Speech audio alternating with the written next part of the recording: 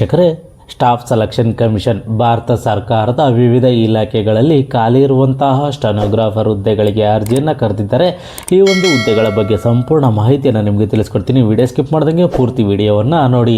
ವೀಕ್ಷಕರೇ, staff selection ಕಮಿಷನ್ನಲ್ಲಿ ಖಾಲಿ ಇರುವಂಥ ವಿವಿಧ ಹುದ್ದೆಗಳಿಗೆ ಆಯ್ಕೆಯನ್ನು ಮಾಡ್ಕೊತೀವಿ ಅಂತೇಳಿ ಒಂದು ಅಧಿಸೂಚನೆಯನ್ನು ಹೊರಡಿಸಿದ್ದಾರೆ. ಹಾಗಾದರೆ ಎಷ್ಟು ಹುದ್ದೆಗಳಿಗೆ ಅಂತೇಳಿ ವಿವರವಾಗಿ ನಾವು ನೋಡಿದ್ರೆ 326 ಹುದ್ದೆಗಳಿಗೆ ಅರ್ಜಿಯನ್ನು ಕರೆದಿದ್ದಾರೆ.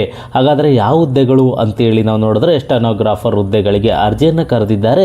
ಈ ಒಂದು ಹುದ್ದೆಗಳಿಗೆ ಒಂದು ವೇತನ ಏನಿರುತ್ತೆ ಅಂತಂದರೆ ಇಲಾಖೆಗಳ ಮಾನದಂಡಗಳ ಪ್ರಕಾರ ಒಂದು ವೇತನವನ್ನು ನೀಡ್ತೀವಿ ಅಂತೇಳಿ ಒಂದು ಮಾಹಿತಿಯನ್ನು ನೀಡಿದ್ದಾರೆ. ಹಾಗಾದರೆ ಯಾವೆಲ್ಲ ಇಲಾಖೆಗಳಲ್ಲಿ ಎಷ್ಟೆಷ್ಟು ಹುದ್ದೆಗಳು ಖಾಲಿ ಇದ್ದಾವೆ ಅಂತೇಳಿ ವಿವರವಾಗಿ ನಾವು ನೋಡಿದರೆ ಕೇಂದ್ರ ಸಚಿವಾಲಯದ ಸ್ಟೆನೋಗ್ರಾಫರ್ ಹುದ್ದೆಗಳು 267 ಹುದ್ದೆಗಳು ಖಾಲಿ ಇದ್ದಾವೆ. ಅದೇ ರೀತಿ ರೈಲ್ವೆ ಮಂಡಳಿಯ ಸಚಿವಾಲಯದಲ್ಲಿ ಸ್ಟೆನೋಗ್ರಾಫರ್ 8 ಹುದ್ದೆಗಳು ಖಾಲಿ ಇದ್ದಾವೆ.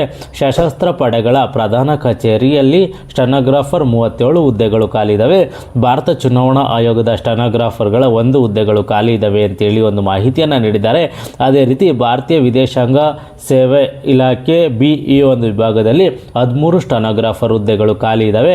ಅದೇ ರೀತಿ ಕೇಂದ್ರ ಜಾಗೃತಿ ಆಯೋಗದಲ್ಲಿ ಹುದ್ದೆಗಳು ಖಾಲಿ ಇದ್ದಾವೆ, ಸ್ಟೆನೋಗ್ರಾಫರ್ ಹುದ್ದೆಗಳು ಖಾಲಿ ಇದ್ದಾವೆ ಅಂತೇಳಿ ಒಂದು ಮಾಹಿತಿಯನ್ನು ನೀಡಿದ್ದಾರೆ.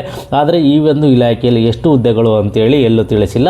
ಈ ಒಂದು ಹುದ್ದೆಗಳಿಗೆ ಸಂಬಂಧಪಟ್ಟಂತೆ ಎಜುಕೇಷನ್ ಏನಾಗಿರಬೇಕು ಅಪ್ಲೈ ಮಾಡಲಿಕ್ಕೆ ಈ ಒಂದು ಹುದ್ದೆಗಳಿಗೆ ಅಂತೇಳಿ ನಾವು ನೋಡಿದರೆ 12ನೇ ತರಗತಿ ಪಾಸಾಗಿರಬೇಕು. ಯಾವುದೇ ಪದವಿ ಪಾಸಾಗಿರೋರು ಸಹ ಈ ಒಂದು ಹುದ್ದೆಗೆ ಅರ್ಜಿಯನ್ನು ಸಲ್ಲಿಸಬಹುದಾಗಿರುತ್ತದೆ.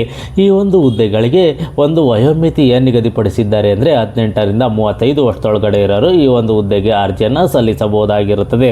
ಮತ್ತು ಈ ಒಂದು ಹುದ್ದೆಗಳಿಗೆ ಆಯ್ಕೆಯ ಪ್ರಕ್ರಿಯೆ ಹೇಗಿರುತ್ತೆ ಅಂತೇಳಿ ನಾವು ನೋಡಿದ್ರೆ ಲಿಖಿತ ಪರೀಕ್ಷೆ, ಕಂಪ್ಯೂಟರ್ ಆಧಾರಿತ ಪರೀಕ್ಷೆ, ಕೌಶಲ್ಯ ಪರೀಕ್ಷೆ ಸಂದರ್ಶನದ ಮುಖಾಂತರ ಈ ಹಂತದಲ್ಲಿ ಆಯ್ಕೆಯನ್ನು ಮಾಡ್ಕೊತೀವಿ ಅಂತೇಳಿ ಒಂದು ಮಾಹಿತಿಯನ್ನು ನೀಡಿದ್ದಾರೆ.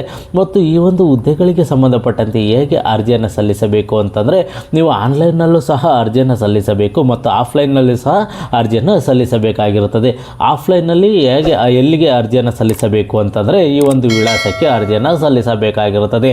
ಪ್ರಾದೇಶಿಕ ನಿರ್ದೇಶಕರು ಸಿಬ್ಬಂದಿ ಆಯ್ಕೆ ಆಯೋಗ, ಉತ್ತರ ಪ್ರದೇಶ, ಬ್ಲಾಕ್ ಸಂಖ್ಯೆ 12 CGO ಸಂಕೀರ್ಣ, ಲೋಧಿ ರಸ್ತೆ, ನವದೆಹಲಿ 110003 ಈ ಒಂದು ಅಡ್ರೆಸ್ಸಲ್ಲಿ ನೀವು ಆಫ್ಲೈನ್ಗೆ ಅರ್ಜಿಯನ್ನು ಸಲ್ಲಿಸಬೇಕಾಗಿರುತ್ತದೆ.